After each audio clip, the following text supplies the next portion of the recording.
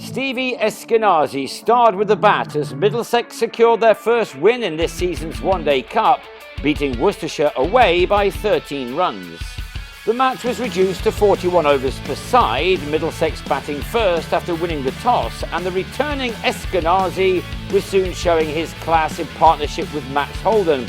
Eskenazi was in awesome form before suffering an injury in the blast, and his time away from the game had not seen his form suffer. Holden dominated the strike early on as he and Eskenazi brought up the 50 in good time. In the end, their partnership realised 65 runs in a dozen overs. It was ended as Holden edged Adam Finch behind after making 39.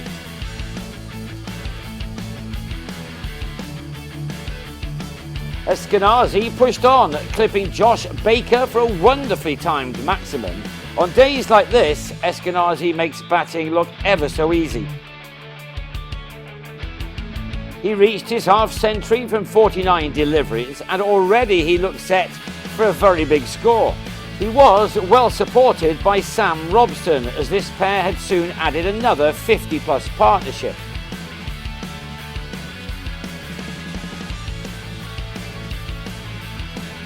Eskenazi smashed Finch high down the ground for his third maximum, Middlesex looking in fine fettle, entertaining the crowd and threatening to post a very large total. They had 150 on the board at the start of the 27th over, and in less than an hour together at the crease, Robson and Eskenazi had taken their second wicket partnership into three figures. The opener was by now in unstoppable form as he began to race towards his own 100, just his second in this format. He hit Joe Leach for 3 successive boundaries, Middlesex up to 186 for 1 after 30 overs. Robson batted beautifully too and secured his half-century from 48 deliveries. He and Eskenazi eventually adding 129 runs together in 19 overs. With Eskenazi on 99, Robson was out for 65, chipping Ed Barnard to Tom Fell, a fine innings at an end. Next ball, Eskenazi was raising his bat for his superb century. He nearly ran himself out, but on his feet, he rightly celebrated a magnificent innings which had used up only 83 balls, from which he'd struck 7 fours and 4 sixes. He soon lost Peter Hanscom at the other end for 7, slicing Chris Morris to Barnard. Middlesex on 215 for 3 from 34, 7 overs remaining. Jack Davies struck an entertaining 19 before he was bowled behind his legs, but Eskenazi batted on, now at the very best score of his List A career, as he took his boundary count to 11 and his personal tally to a brilliant 130. And those runs occupied only 101 balls, his last seeing him slice a shot off Leach to Gareth Roderick behind the stumps. Rightly, Eskenazi left the field to a fantastic ovation. Middlesex were left on 263 for 5 with only 2 of their 41 overs left, and from those, incredibly, they smashed 39 runs.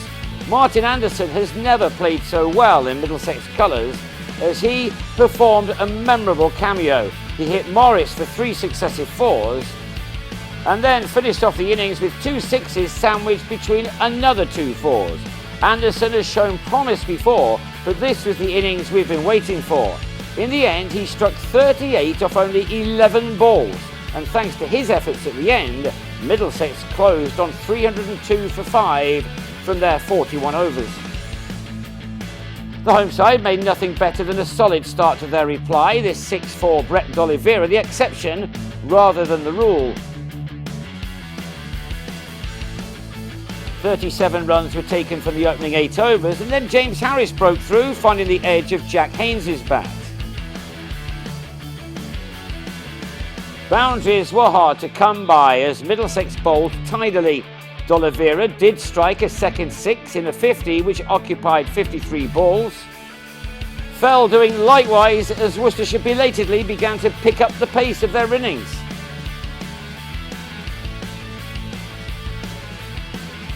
D'Oliveira is in tremendous touch at the moment.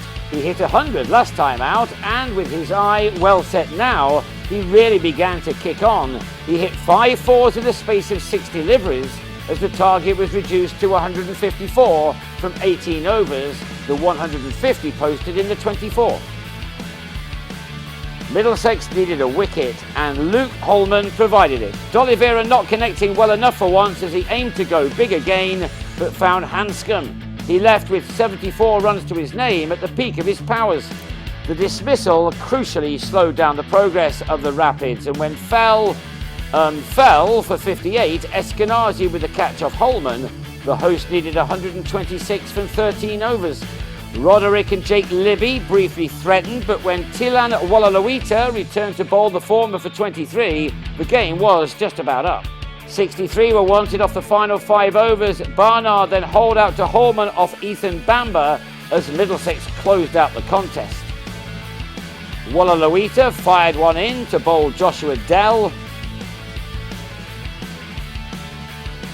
and Harris had Libby held by Robson for 58, an innings which had offered a glimmer of hope for Worcestershire.